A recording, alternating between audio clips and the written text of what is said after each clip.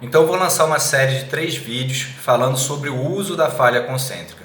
Nesse primeiro vídeo, nessa primeira aula, eu vou abordar sobre a falha concêntrica e a segurança do treinamento. Então uma das coisas importantes da gente frisar nesse vídeo é que quando a gente atinge, por exemplo, a falha voluntária concêntrica, o aluno ou o praticante ele não consegue realizar mais uma ação concêntrica, ou seja, ele chegou na falha daquele exercício.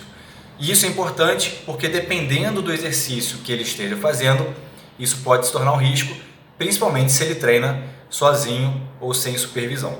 Então vamos imaginar, por exemplo, a situação do supino reto. Dificilmente alguém que treina sozinho vai atingir a falha concêntrica, a não ser que tenha a barra de segurança, a trava de segurança. Por quê? Porque a partir do momento que esse praticante ele fez a fase excêntrica e ele vai fazer a fase concêntrica e ele não consegue mais realizar essa fase concêntrica, ou a barra vai cair no peito dele, ou ele vai dar alguma forma de travar. E sem supervisão, isso se torna extremamente arriscado. Então, um exemplo que a gente deu inicialmente, o supino reto. O agachamento, por exemplo, a fase concêntrica é a fase da subida.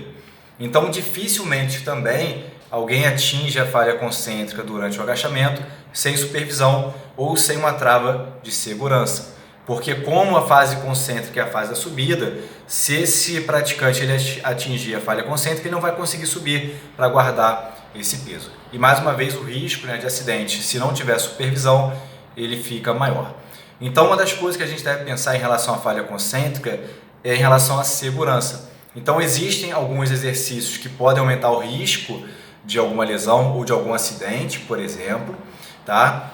E existem outros exercícios que o risco é menor. Por exemplo, você está fazendo uma rosca bíceps, por exemplo, você vai atingir a falha concêntrica, você não vai conseguir mais realizar essa ação concêntrica, você vai guardar esse peso. Então o risco se torna menor.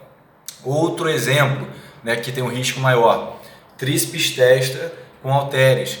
Então o seu praticante, o seu aluno está realizando o tríceps testa com halter, se ele não conseguir realizar mais uma fase concêntrica, por exemplo, existe o risco de algum acidente do halter, por exemplo, colidir ou cair em cima do rosto desse aluno. Então, muita atenção com o tipo de exercício que você está utilizando a falha concêntrica. Alguns exercícios podem apresentar um risco maior de acidente. E é muito interessante a gente pensar também no uso, por exemplo, de máquinas e pesos livres. A máquina, geralmente, ela oferece uma maior segurança em relação ao uso da falha concêntrica comparado com o peso livre. Porque muitas vezes na máquina, se você atingir a falha concêntrica, é só você voltar para a posição de repouso e já tem geralmente uma trava que diminui esse risco. Tá bom? Então nesse primeiro vídeo a gente falou sobre a falha concêntrica e o risco de acidente e a segurança do treinamento.